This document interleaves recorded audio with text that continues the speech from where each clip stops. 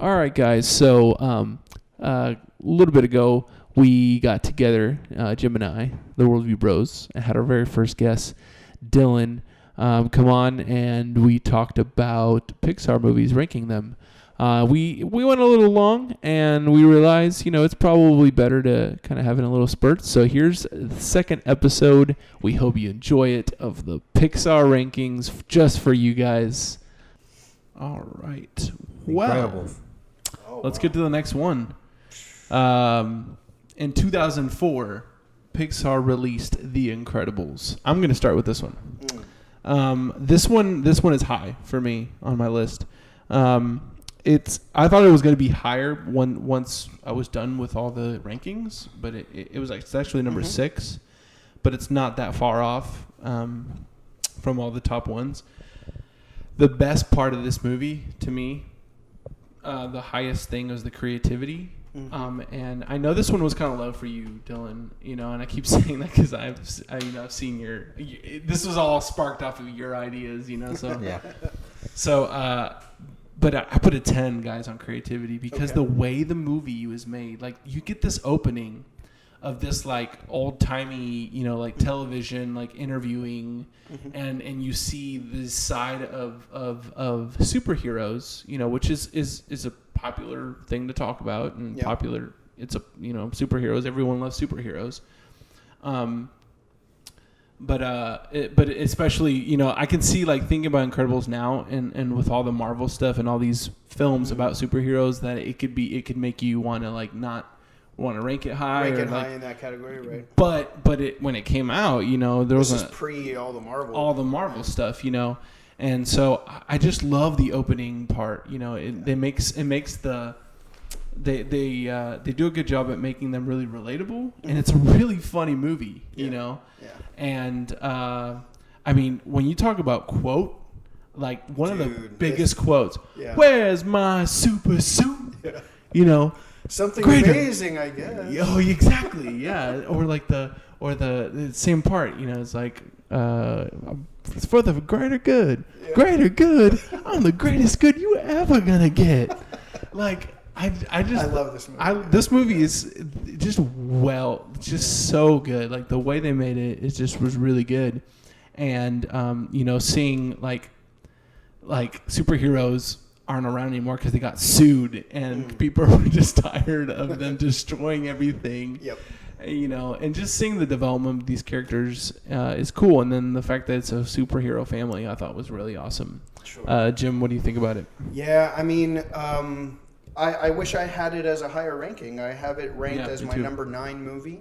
I think it suffered on the touching category, for sure. For sure. And so again, there are different things.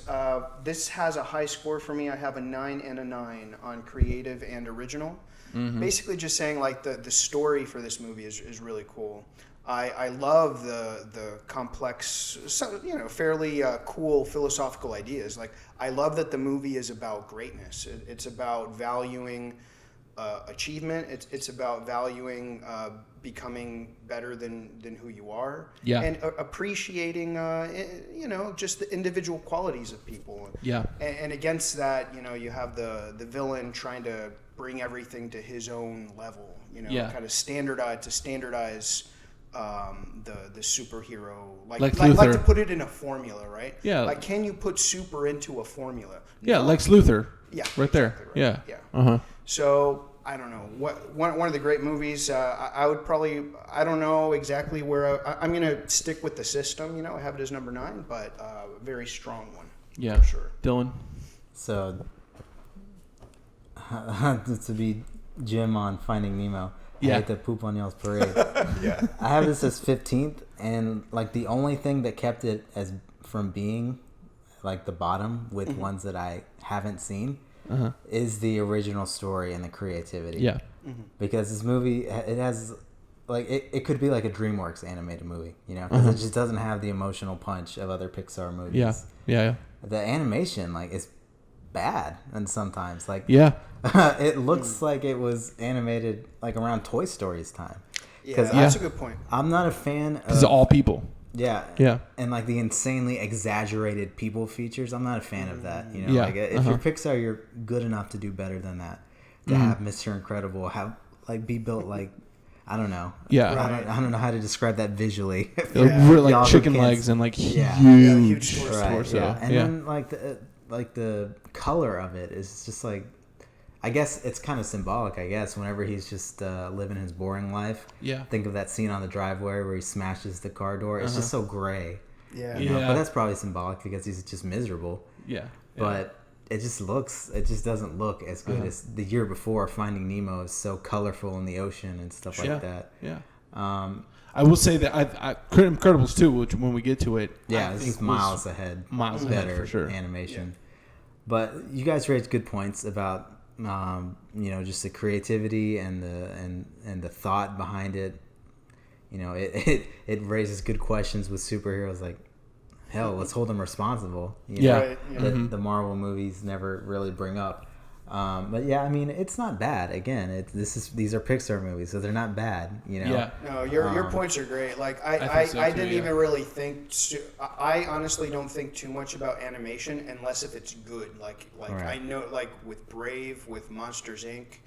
But when a movie has like bad animation, I kind of don't necessarily notice. You know, I'm kind of more caught up on the story. Yeah. Like, is there much difference of the look between Mr. Incredible and its insanely exaggerated features and like Gru from Despicable Me with just big, absolutely long, skinny legs and a big nose or whatever? I totally didn't think about that. That's a great point. No, I think I should lower my animation score. No, it was low on mine because. This is why I looked up all the movies that came out the same year. Mm-hmm. Shrek and 2. in 2004, Shrek 2 came out, but Polar Express came out. And the animation of Polar Express. That's like bad but good at the same time. Oh, it was, but it was like, it was the first time it's Tom Hanks. Right. But he's animated. Yeah. It's not successful. Yeah. It's not successful. But it's better than it. You know what I'm saying? If you're just looking, Incredible. I'm talking about animation right here. I'm not talking about the movie. I'm not talking about. No, I'm talking about animation. Oh. I'm saying the animation it's like is not off-putting successful. a little It's bit. off-putting. Yeah. But it's still like I don't know. Like they look more like regular people than The Incredibles, but like it's not right. It's not right. Yeah, it's not enjoyable to watch them. Like if that movie was made in 2020, they could do it. It would look so much better. But the technology just wasn't quite there yet, or they didn't have the budget to get it quite Put there. it on mute. You want to see that thing? Yeah. Oh, the kids are creepy looking. No. Tom Hanks looks like Tom Hanks, but the kids are just kind of weird. I don't know. I don't know. I guess I'm thinking just technology wise. I think it's better, but whatever. You do bring up really good points with that. And I agree with the animation. I agree with the touching part. I didn't find it as quotable as you guys did. I mean, you bring up some funny lines. Samuel L. Jackson is funny. Yeah. I'd love for you to do the rest of the podcast and impersonating Samuel L. Jackson voice. But I mean, it's got some funny lines, but like just the animation and the any lack of emotional punch kind of. Yeah, like the closest they get to in the emotional part is that when she goes to find him. Yeah. I'll get to that in a second. Hold on. So she goes to look for him because the homing device or whatever on the thing, and she's in the plane, and then he shoots them out of the sky, and he thinks his family is dead. Mm-hmm. You know, and he's just complete like his world crashes right then and there. But there's relief like really quickly. Yeah. Right. You know, so they didn't really let that kind of go on. Because it's a Pixar movie, they're not going to let you think a wife and kids were murdered. Yeah, exactly. So I don't know. That's the closest it gets to it, but that was enough. Like the best parts of the movie, like made it so good for me that was okay. And I have to say the score is incredible. The music in it is just so good and so like really mysterious. I mean, it's just awesome. But it's the spot. Yeah, I could go on and on about Incredibles, even though it's not even in my top 5. Not even in your top 5. It's in my number 6. It's my number 9 with the system, but it would rank higher for me. Your gut feeling would have it higher. Yeah, like I think if I wouldn't have done all this, I probably would have like been hasty and been like number 3, like 5, or 2, All right, here we go. In 2007. Polarizing one coming up. Yeah. Oh my gosh. In 2006, Pixar released Cars. Let's see. Why don't we have? Who wants to start this one? I'll start. Okay, go ahead. I think this is a sub-tier Pixar, you know. And if I'm not really down with Cars, you can imagine. Well, I actually haven't even seen Cars 2 and Cars 3. That's how much I disliked Cars. Yeah. I mean, I think the story isn't anything super special. I have a 7 and 7 on creativity and original. Touching, 6. There's really nothing touching to me about it. I mean, I don't know. For funny and quotable, I know everybody loves Mater. Yeah. Okay. I don't think Larry the Cable Larry the Cable Guy would play quite as well in 2020 as it did in 2006. Yeah. I mean, I feel like Talking Cars has kind of been done in like some cartoons in the past. Well, here's the thing. No. I'm going to interrupt you here. Okay. Because I think Bill and I are going to kind of probably agree on this. You have to. This is actually. I think you can make the argument that Cars is one of the most important and most popular series in Pixar because it is so polarizing with kids. I mean, like, kids love Cars. Okay, kids. And they want to see Cars to life. That's and right. I mean, I looked up, like, you know, animated films with Cars, and I couldn't find anything really that was this. So that's why for me, actually, the highest score was the creativity because they brought Chevy Cars to life. So I think that's what I'm kind of thinking. There's Chevy commercials where they have like talking cars. Yeah. I don't know, like, or like the Chevron, like the claymation ones. You remember those? Yeah. But like Cars are put to life. I think this movie could have been awesome. The thing that was really low for me was the original story. Like, the story is just not captivating. Mm-hmm. Like, you know, he's just this stuck-up guy, you know, who then, like, learns his lesson to not be super selfish and falls in love with these people. I don't know why I put kind of high on the touching. I actually don't really know. Like, I guess it's touching that he kind of changes his heart, you know, and stuff. Yeah. But I don't think it was funny at all. Like, there's not really any funny parts to me. And it was a 6. I put a 6 on funny. Sorry, just to say one last thing. I think it's probably, like, the most kid-focused Pixar movie. Yeah. Maybe that's why I'm not really enjoying it. Yeah, and so so, like, I don't think it's, like, Cars, like, we'll get to Cars 2 and 3. But yeah, like, I think it's so popular because, like, little kids just love to see the cars. Well, what do you think, Dylan? Whenever I put my list together on the original tweet that I posted, like, there's the few ones that I haven't seen, a space, and then Cars, and then like a huge space. I saw that. And then all the other Pixar movies. And I admit, like, during quarantine, my son, who's about to be 4, he's become obsessed with Cars. Yeah. And I've watched it a lot. And it's a little bit better than I remember. Like, but at the same time, like, what just stands out to me about this is that this was Pixar's first dipping into what can we do to just make as much money as possible. Yeah. Over telling a good story, you know, because like the merchandising opportunities. Again, they're literally just cars. Oh, man. Yeah. Just prime for kids to be obsessed with and want to buy and stuff like that. That's what I'm saying. It's like kind of on the level of Toy Story in that sense. Yeah. I mean, I don't think there's anything like great or really innovative about that. Mm-hmm. That's just kind of jumping on a marketing opportunity. Yeah. But, I mean, it's again, this isn't like a bad movie. It's just, you just put it on for your kids, you know, and you're not gonna be like, oh God, please stop watching that or something like that.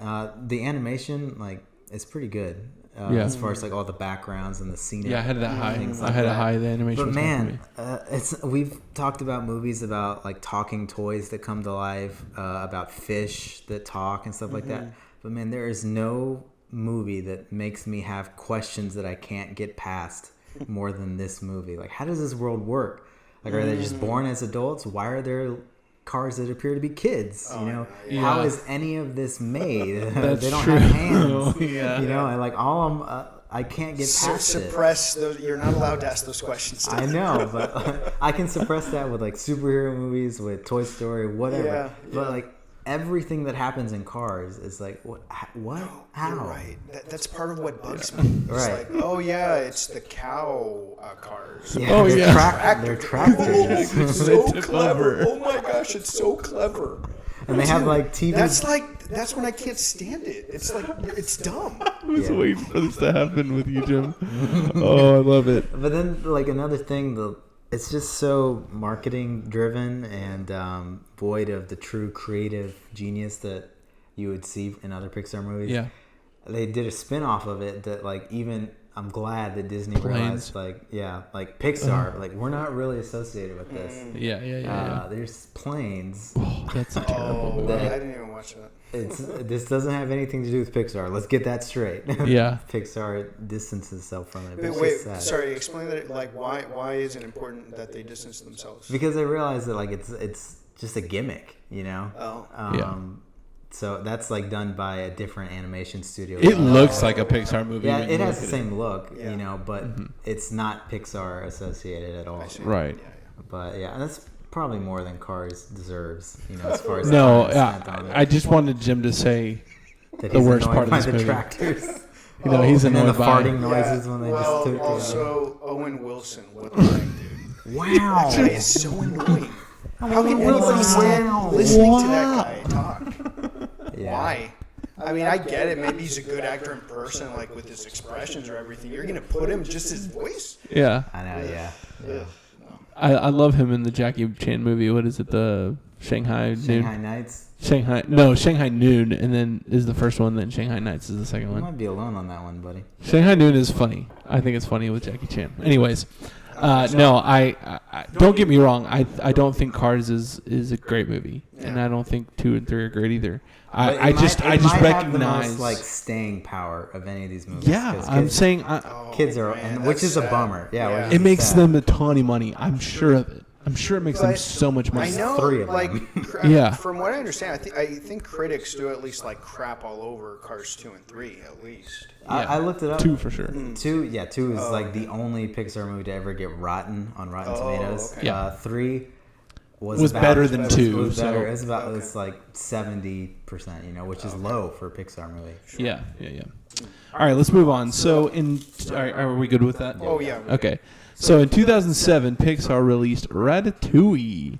Jim, I want you to start on this one because I know you have thoughts on this. Yeah, this one is this is a cool movie. It's like we just went from the most kid Pixar movie to the most adult Pixar movie. Yeah, agreed. So in that sense, it kind of doesn't feel like a Pixar movie in many respects. I mean, it's about cooking, you know. It's a cool creative idea. It's about a cooking rat that lives on the guy's head, and he controls him by pulling on his hair. Yeah. Okay. It is kind of pushing the limit of stupid and creative. Right, exactly. But it does work. Especially when he's asleep. Yeah. I'm like, okay, this is a little much here. Yeah, I know. Yeah. I appreciate it for what it is. It's not going to score super well for me on these categories, but... You know, it's a nice little movie. Can we try it on your hair? Sure. See if we can make you know. Yeah. Dylan, what do you think? You know, this is another one that I didn't see it in theaters. Like, this comes out, like, when I'm in high school, you know? So I'm not, like, to my wannabe girlfriends or something like that, hey, let's go see Ratatouille. But, yeah, you know, I've seen it plenty of times since then. It's on TV a lot. It's scored really well on creative and original for me. Yeah. It's pretty funny. I like Patton Oswalt as a voice actor. Yeah, he's a really good voice actor. As Remy. Where it scored low with me was with animation. It's kind of similar to The Incredibles. It looks better. Interesting. It's more colorful and it looks better, but the exaggerated people features with like the really short guy, the guy, the incredibly large person. Okay. I don't even remember the main chef's name. Gusto. Yeah, but his son. Linguini. He's got a huge nose and stuff like that. Yeah. See, I don't even think about that. Yeah. Well, see, I just expect more. It was high for me because. Sorry, I don't. It was high on animation for me actually, because because that video I watched, you know, they talked about how that was the first time they really got like wet fur. Really good. And then like the mice, like that's good. Yeah. The cooking, the food, it's all really good. Food, yeah. But the people it's subpar compared to what they would do like just a few years later with Toy Story 3 or. Yeah, you're right. You're right. But it's really good. It is, like you said, it's the most adult Pixar movie. Like I don't even think there's much reason for kids to really like this movie that much. Yeah. But Eli likes it for Eli likes it for some reason. I don't know why. Right. Like he kind of was on a kick for a while on it, but I think just because Eli likes to watch anything. But no, I think it was high for me on again as well on creative and the story. Just and just anyone can cook, even a rat can cook. And just I don't know. It's I do think I think it was. Like, it was hard for me. Like, I think the hardest thing for me to kind of get past was actually the pulling of the hair and stuff. It's, like, creative, but also, like, just really unrealistic. Sure. So I had a hard time with that. It was really low for me on touching and funny. It wasn't really funny or really touchy. I have a low score on funny. Because, like, I really tried hard to think about what was funny. The closest thing that was funny is like when they're getting away from the house and all of a sudden the whole roof falls and she's like infested with rats. So that was funny, but really anything, nothing else was really that funny about it. That's maybe kind of the reason it doesn't feel like a super fun movie in a sense, I guess. Yeah. There's not a whole, I don't know. So it was actually for me it's like number 15 and then Cars is 16. So it was kind of 14 for me. I know it's number 9, but like that's like where the gut thing comes into play. Like I would have it lower just on my gut. Sure. But whenever you factor in like you break it down to creative and you give it really high marks for that boosted it up. What was your total score on it? I'm curious. 38. Okay, see, and mine's at 37. So we're gonna like score it. Our scores could be different too. Yeah. The way we're like I didn't give anything lower than a 4, and then I was like really stuck on. So it was kind of hard. Like I think we're probably gonna be close to the same the way we think of my things. My but lowest score on anything is a 3 on touching for Bug's Life. Oh really? I don't really? What I gave it touching. Let's see. Dude, I mean, it's like it's touching in the sense squashed. that there's the part, there's the part where he gets beat up and like he stands up again because he's all beat up. He's no. Blah, blah, it must be because I hate flicks. You're like, beat the crap out of him. Squish him. No, let me say one more thing about Ratatouille. Like, my favorite part of it is the focus. I was talking about the focus on excellence in The Incredibles.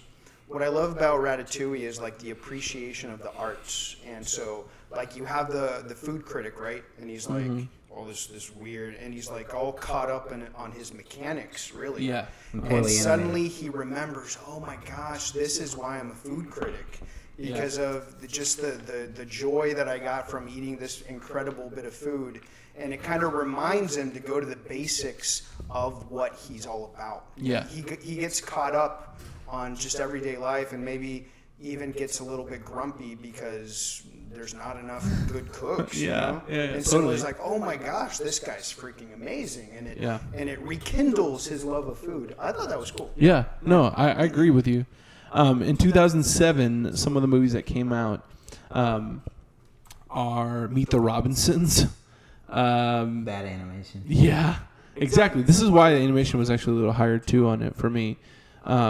A couple other things that came out are B-Movie, pretty Seinfeld. Pretty normal. It's actually not a bad movie, B-Movie, because Seinfeld's hilarious. You should see a video that they have on YouTube where it's B-Movie, but every time they make some sort of B pun, it like speeds up 3 times, and it lasts like 2 minutes. Because it's like every other line is some B joke. Oh my gosh. Wow. Beowulf came out, so this is the disturbing thing that you guys are talking about. Angelina Jolie. Yes. Yeah, right. Yes. Yeah. So this is the disturbing thing that you're all talking about, the Polar Express type of stuff. Oh, right. Surf's Up came out that year. Penguin movie, right? Enchanted, the beginning of Enchanted is animated. Okay. Simpsons the movie came out. Why does that feel like it's longer ago than like Toy Story 1? I don't know. Right, yeah, I don't know. So anyways, I didn't actually mention the other movies that came out during Cars. I was just going to say real quick, throw out Happy Feet came out in 2006. So that was actually good animation in that movie. But anyways, okay, so any other thoughts on Ratatouille? Nope. Move on. Solid, you know? Yeah, it's a solid movie. I like it a lot. Yeah. All right.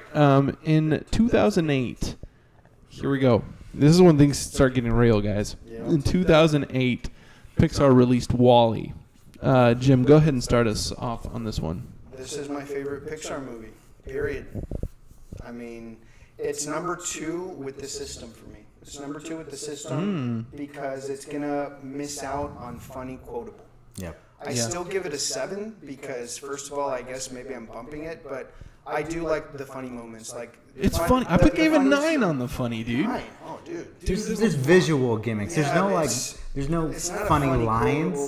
Yeah, you can't quote it. Okay, I'll let you go, and then I'll tell you what's funny. It is hilarious, like, when he's trying to impress Eve. Yes, it is so funny. That is very funny. But that's, like, kind of really the only funny part of the movie, in my opinion. And then him, like, looking for all the different things and stuff like that's just funny. Oh, there's some funny there. And touch. Yeah. Dude, I love freaking WALL-E. I mean, it's such a good movie. It's number 2 for me. A theme for the things that I love about Pixar movies. It's grown up.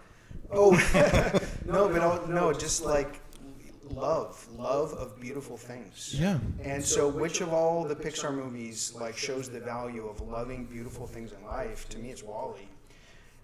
It's amazing how this little robot, like, with the whole refuse that's left in the planet, he like finds a spork and you'll have a freaking day with a spork, dude. Like, I just love that. And sorry, just one last thought about it, because I'll let you guys get on some of these themes, but dude, a freaking movie that has no words, like in the first whatever minutes, like 30 minutes, but it's telling the story with the picture, that's what makes a great film. It's a film after all. Yeah. Let the movie tell the story. This movie's nuts good, man. Not just as a Pixar movie, but as a movie. I love it. Yeah, no, I share the same passion of WALL-E. Like, this is Eli's favorite movie. Oh, wow. Right now. Yeah. He has watched WALL-E the most out of all the Pixar movies. And I think because it's so visual and so awesome, and I think it's hilarious. There's more hilarious parts, like with all the robots and stuff, all the like broken robots and how they just take over. And I thought there's like a lot of like slapstick stuff, like funny things in it, you know, that I laughed. Well, you know, things happened to WALL-E. Yeah. I think it's really funny. The little thing that the little robot that tries to clean him and stuff. Oh. You know, I think that's funny. And the soundtrack is just awesome in this movie. Yeah. Using the Hello Dolly, like, I don't know why they came up with that, but it's just grabbing random tidbits about human civilization. You know? Yeah, and like the opening of this, he's like, is that song, you know, like, listen, Barnaby, and then it's just like, or no, it's like, it's the out there, there's a world outside of Yonkers, and like Eli sings that whole intro. I think this one for sure. I mean, because my son loves it so much, it added to how much I like it, you know. By the way, I have 10 on creative and 10 on original. I put 9 just to kind of give some room there on the original, but 10 on creative. I gave it a 9 on funny because I thought I laughed a lot actually in WALL-E, but I recognize that other people may. I put 8 on touching because you know, like at the end, it's so beautiful. You know, it's the only reason why I put 8 is because it's like it's not people; they're like robots. Mm-hmm. It's like, how do robots really love? Like, that's the part that's kind of hard for me to get past or whatever. And then just the whole idea of like the people in space and stuff. And sorry, Dylan, I'll let you get to it in a second. And then I put high on animation. You know, I'll get to like what came out this year after Dylan. So go ahead, Dylan. Yeah, I think this is another movie that came out when I was in high school, so I did see it in theaters. Yeah. And I really hadn't ever watched it all the way through until I watched it on Disney Plus sometime within the last 6 months or so. Mm-hmm. You know, and I knew the general concept of it and stuff like that. And, you know, if you watch this as an adult, you're like, wow, this is bold. Yeah. This is ambitious. This is, like, I would love. It would be really sad to see like DreamWorks or any other animation studio even try to pull something like this off. You know, because it would just fall totally flat. Like only Pixar could do something, something this bold, ambitious, and just totally creative. You know, I don't really remember many of the funny like lines or anything like that, but like the physical comedy of WALL-E just being so awkward and stuff like that is funny. The touching love story, it never makes you like totally well up or anything, even whenever you briefly think that WALL-E might be gone. But I mean, it's just insanely creative. The world of up on the spaceship, it's like, you know, I could see this happening, you know. Even how gloomy and dark it is. I love the voice work by Jeff Garlin. I like him as the big large guy. Fred Willard in a weird live action role. You know. But yeah, like you all said, just the way he loves the pieces of pop culture that he really knows nothing about except just what he sees. It's really funny. And again, it's just insanely creative and ambitious. And I think it's interesting that it got nominated for Best Original Screenplay at the Oscars. And for an animated movie to do that is insanely impressive. It's really cool. I think I agree with you. It was the exact same thing. I learned to love this movie. I didn't love this movie until I was like older, an adult, you know, and because I didn't watch it really. Like you, I watched parts of it or whatever when it came out, and it wasn't until later on. So I was kind of the same on that. This year, other movies that came out are this was Kung Fu not Panda? like not a heavy hitter year, but like there's some other good ones like Kung Fu Panda, Horton Hears a Who, Bolt. That's another one of my son's favorite ones. Bolt's a really good movie. Madagascar 2 came out. I actually like Madagascar 2. It's pretty funny. Let's see, The Little Mermaid.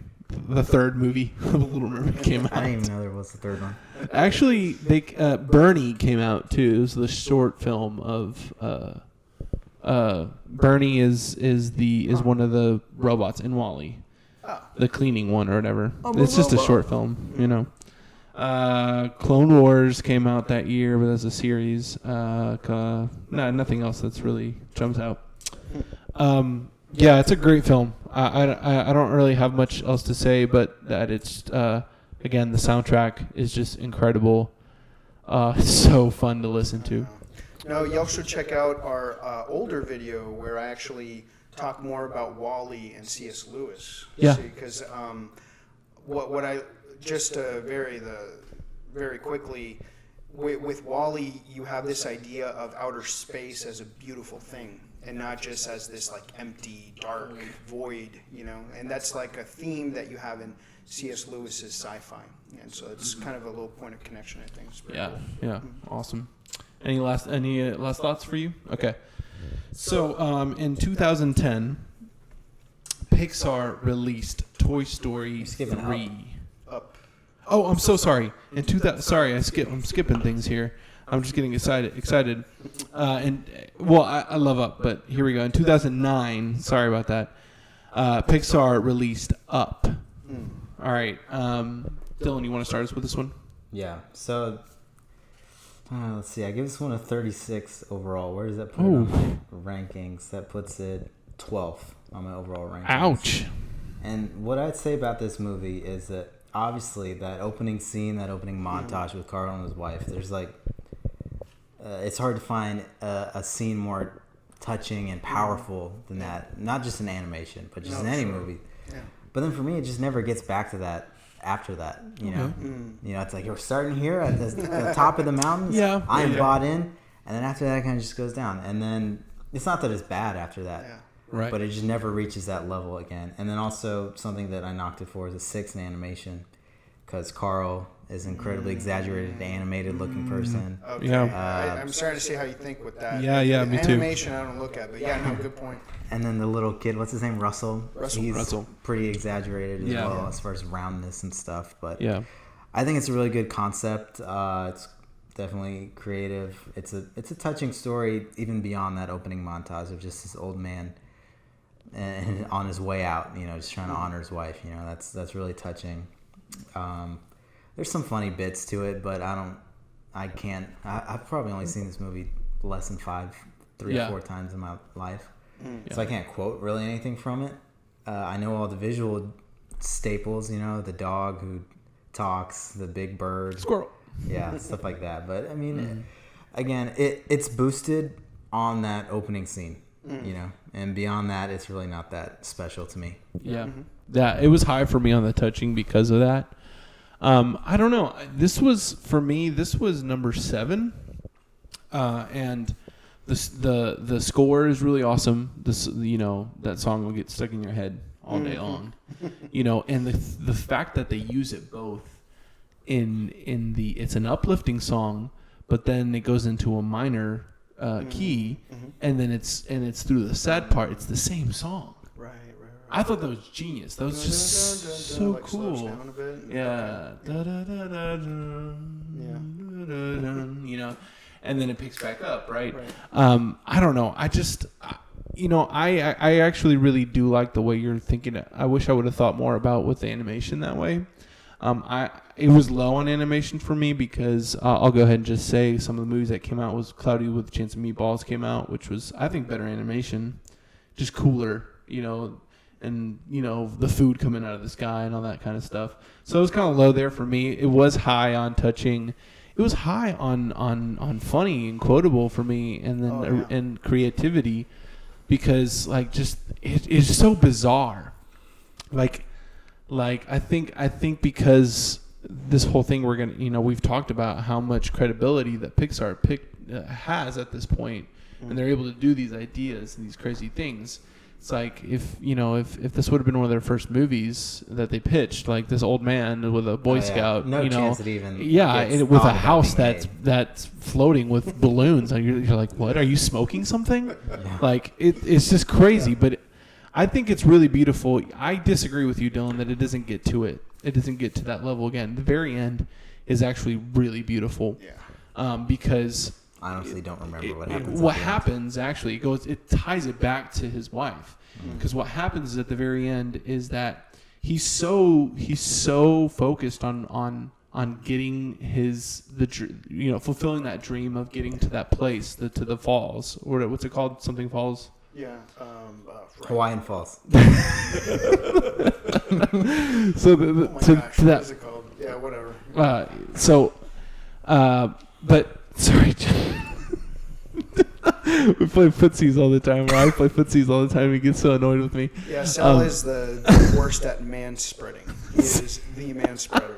Okay. Anyways, so what happens is that he's so focused on reliving or fulfilling that dream, to where then the journal that he has, then the journal that they have that he kept, the title was basically adventures, right? And so at first he thinks there's no adventures. They didn't do adventures because she got sick and all that stuff. But then he starts looking through the photo album, and the adventure was their life. Yeah. And them growing up as together, being married. To just lose yourself. And you're just like, oh my gosh, that is so beautiful. I can imagine. I mean, the whole beginning of the movie comes back to you. And as a married guy now, I can imagine that being really effective. No, totally. So, I'm not faulting you on that, but I think it does get to that at the end, where I do say that it kind of like is weird for me, is like the talking dogs. Like that's just kind of weird to me, even though Doug is funny and he makes it funny to me on some parts. Maybe that's what they needed, because overall the emotional points of the movie are not really appealing to kids, but they needed something like that to throw in the trailer. Like, that's funny. I want to see that. Exactly. Yeah. I'll let you get into it, because I'm sure you'll hit some of the things I've missed on why it's so good. Oh no, sure. Thanks, Al. So points for this one: funny, quotable 9, creative 10, original 10, touching 10, animation 8. Because for animation, guys, I don't know too much about animation. I put an 8 on all of them. and I either gave a 9 or a 10 if something stood out positively. Really good, yeah. In animation, and I grant you, Dylan, that's probably not a very well thought out for me. In some of the movies like Incredibles, totally get it. Well, I like how we all thought about it differently, though. Yeah, because I thought differently than that too. I'm thinking, dude. So did you? In terms of like I'm not too knowledgeable about the details of animation. Dude, if it's a Pixar or whatever, I'll put an 8, and maybe I go above. But anyway. So this is number 1 with the system for me, and overall, it's my second favorite Pixar movie. No, Sal, you were saying about how touching it is when he starts going through the photo album. To me, probably even the most touching part is when he gives that same pin to Russell at the end. Oh my gosh, yeah. Dude, that's when I freaking lose it. Yeah. Because this grumpy old man, his heart was softened to the level, and understandably it had gotten cold. Because of the love of his life being away and his sense of failure. But guys, creativity and original. This is a freaking house on balloons. You have freaking like dogs flying planes, and I think that the dogs talking is hilarious. I loved all of it. No, it is. I loved all of it. That's why it's a non-funny for me. It's a very creative idea. Yeah. Like the other funny parts are like he drops the GPS, and he's or like he turns on he turns off his hearing aid, right, and then the storm's coming. Trying to get his attention, and there's a lot of really funny parts in it. Yeah, and again, like just the theme though, dude, I'm all over the theme. Like adventure is out there, go and seize your freaking dreams. So I'm kind of. He climbs Mount Everest. He goes around Mount Everest. Yeah. I love this movie. It's a really good movie. I'm going to have to rewatch it for you guys. Yeah, you should, man. You really should. Any last thoughts? Did we mention any like voices? You have that pulled up? I didn't pull that up. Ed Asner as the main character, who's a legendary guy. He's really old now. Right. He's like 90. Mm-hmm. I'm not sure who else is in it. I have it. Because there's not a whole lot. Like, who does like the villain? He sounds. Christopher Plummer. Yeah, Christopher Plummer. Yeah. That's a big name. That's really it. And a lot of like the Pixar staff. Just doing the other bit voices, because there's really not a ton of characters, really, right? Yeah, no, not really. Yeah. Mm-hmm. I mean, I guess there's the dogs and stuff like that, but those are just kind of like generic people just doing voices. Normal. Yeah. Peasants. I'm probably missing some stuff that I thought about before. Yeah, no, I'm sure there's some things I'm missing. It's funny, like in the system, it's number 7 for me, but it's tied with so many other things. So, anyways, okay, let's move on. In 2010, back to what I was saying, in 2010, Pixar released Toy Story 3. I'll go ahead and start with this one. So, this one was the most touching one for me. Actually, I probably shouldn't say that. I think it's a tie with Up. So, it's a tie with Up. So, Up was 10, and so was Toy Story 3.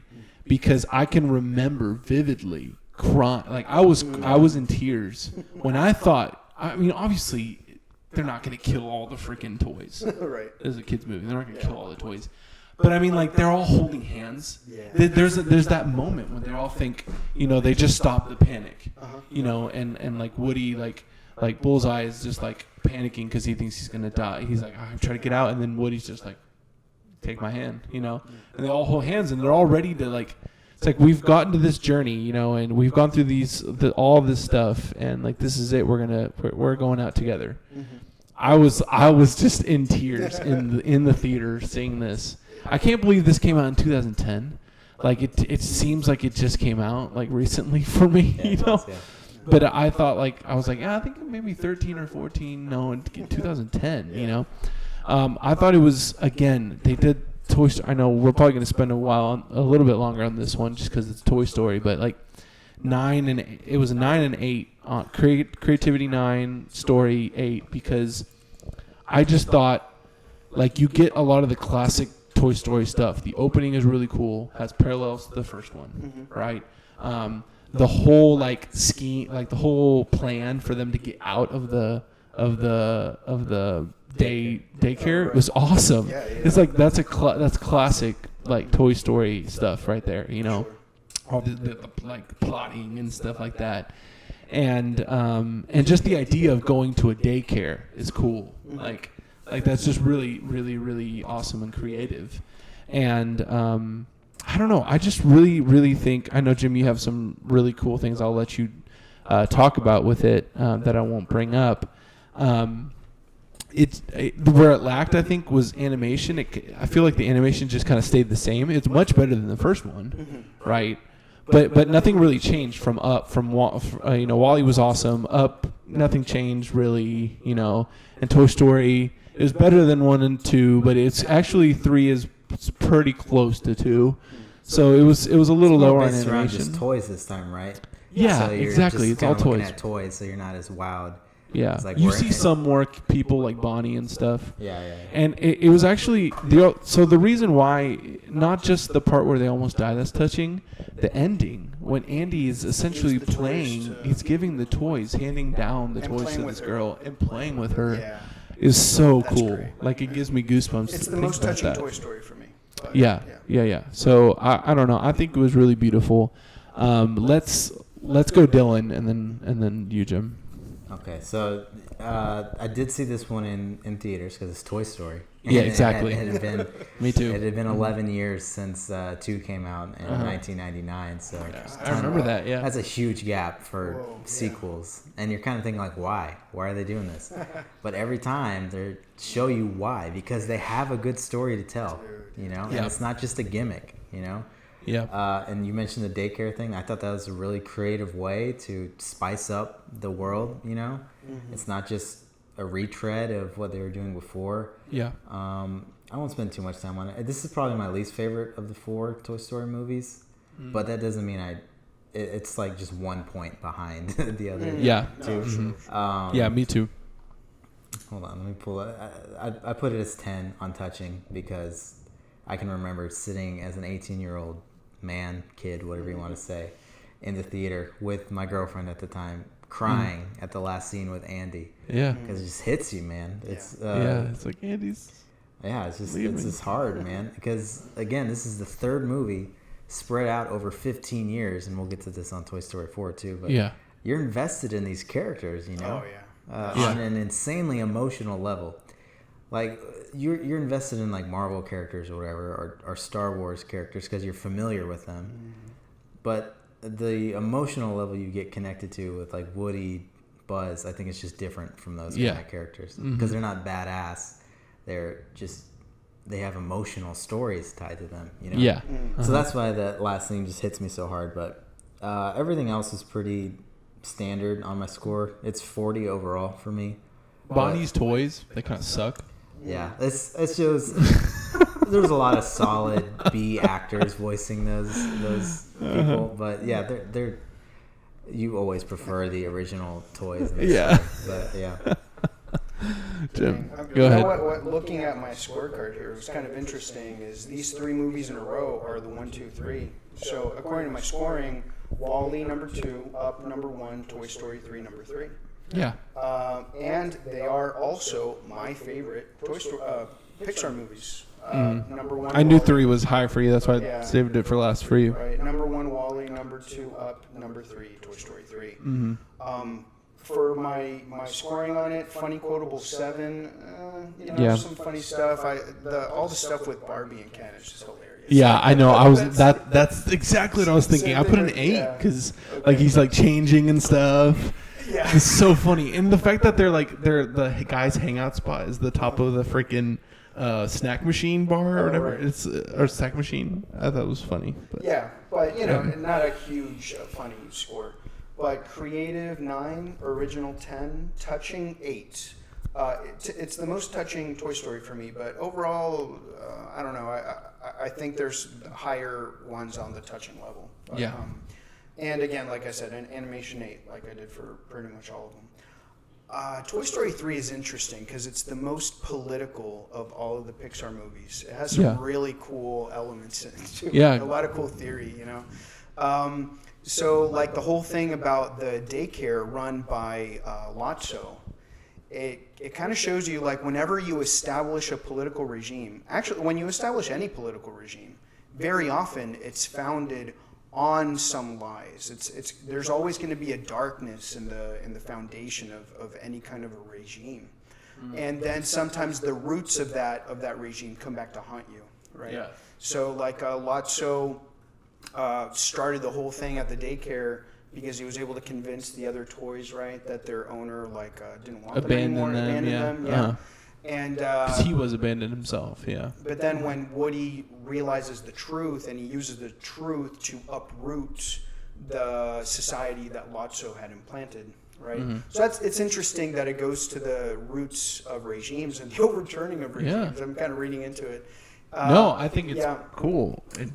And of course, you know what kind of regime do the toys kind of stand for? Well, one that's of freedom and liberty and individuality, and looking at the nature of the individual.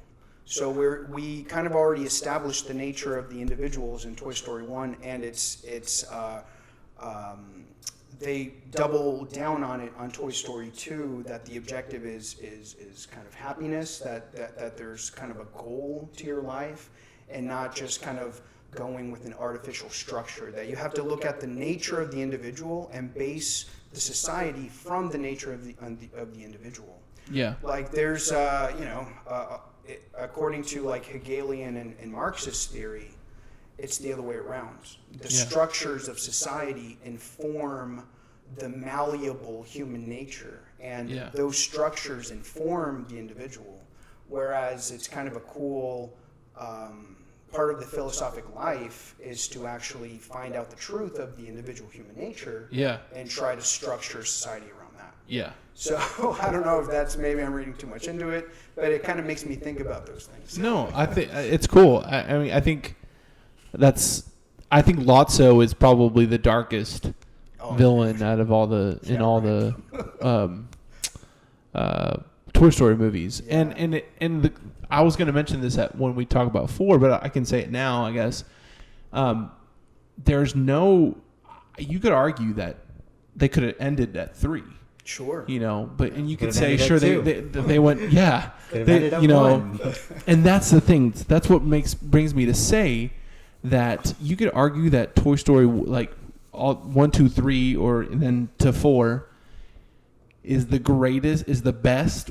You know, could be one of the best franchise movies ever. Yeah. Because so many of these movies where there's like 3 movies that, you know, it's like the second one always kind of sucks, right. And then the third one is better, you know, and the first one is always the best. In my ranking, it went better. Yeah. And exactly. Like I mean, Toy Story 2 for me is probably the best one for me, and then it's 4, and then it's 3. Yeah. And I'll get into why I liked 4 so much, but I don't know. And I could probably switch them out, honestly. Like I wanted to put like gut feeling, probably 3 would have been first, and then 4. But I don't know. It's super cool. Like I just love so many of those ideas, and I actually like that you bring that up because I think it just makes you think more. Yeah, movies that make you think. That's a plus, man. Now here's the thing. This was a heavy hitter year, guys. Oh wow. So 2010, Tangled came out. Megamind came out. Oh my! I love Megamind. Megamind is arguably one of my favorite animated films. Wow. Like I love Megamind. But again, it's not the touchy-feely. Sure. You know, it's DreamWorks. But Tangled, Megamind, Despicable Me came out this year. How to Train a Dragon came out this year. What? Guys, I'm... Oh my gosh, that is... Yeah. Shrek, I guess the last one maybe? Forever and After. Okay. Legends of the Guardians. I know your wife loves that one. My wife loves that, yeah. That came out. I mean, like, this year was huge. Wow. Yogi Bear. No, How to Train Your Dragon. I love that movie. Yeah, that's a great movie. So many good movies, guys. Like, Tangled is an awesome movie. I love Tangled. There's no Frozen if Tangled doesn't hit. Dude, the way okay. it does, you know? Jim, the other day, we spent like 20 minutes of me talking about Tangled and Frozen the other day, and I was cleaning the house. Like, this sounds so funny. I'm cleaning the house, and I'm literally doing like a podcast by myself, talking about how to compare Frozen and Tangled and which one is arguably better. And you can make huge arguments for Tangled being better than Frozen. I think Frozen's aged poorly. It's too. It's like a 90s Disney movie as far as like progressiveness goes, because it's just like girls like relying on guys, you know. Anna is such a step back as far as. But here's the thing. No. I disagree actually, because at the end, it's this beautiful thing of sisterly love. It's not the typical, I need to go kiss Kristoff because, that's what's going to save me. No, it's like, I'm going to save my sister who's about to die. So, I don't know. I find their relationship kind of annoying. And I think Elsa is like the biggest bummer of a lead character there is in like any animated film. It's like, I just don't care about whatever issues she's going through. Yeah. I don't care. The songs are good. The animation's great. Yeah. But Tangled, Rapunzel, she feels empowered. Stepping out. And Flynn Rider's funny. Yeah. And the songs are good. Exactly. I kind of like compared the songs and stuff, and you can really make the argument that I think Tangled is, and I think it is. I think it's an easy call. I think Tangled is way better than Frozen. I mean, but I did make. I know this is not like we're getting off here, but I did say that you have to recognize that Frozen. I think in my lifetime, it's one of the most like captivating like movies that has ever come out. Like, it just took the whole world. Yeah. And it just was, it like blew up. It was huge. Yeah. Like, I haven't seen anything like it, But anyways, so it's okay that we got off on that tangent, because the next movie we're not going to talk about. So it actually timed out well. Exactly, yeah. I'm actually not going to talk about Cars 2, so, because I have not seen it. I'm sorry. I'm going to say a little bit. Just a little bit. Okay? I gave it a score of -1,000,000 because I've never seen it. So Eli loves all the Cars movies, okay? Yeah. So in 2011, Cars 2 came out, okay? Now, let me just I think it's terrible as well, but I'm gonna try to defend it a little bit. Okay. The best parts for me, creativity in the sense that it's like spy movie and stuff like that, and that's really cool to see with cars and stuff like that. Definitely the highlight of what's his face's Mater. No. Oh yeah, the thing that makes it really bad is that Mater's basically the main character, and that's stupid. But no, I was trying to make a joke. The guy who plays the spy, the old guy who plays Michael Caine. Michael Caine, there we go. Some people just want to watch the world burn, right? Anyways, animation was fine. That was kind of higher-ish. It was a 7 for me. I put 7 on creativity just because it was different, But it was really low on touching,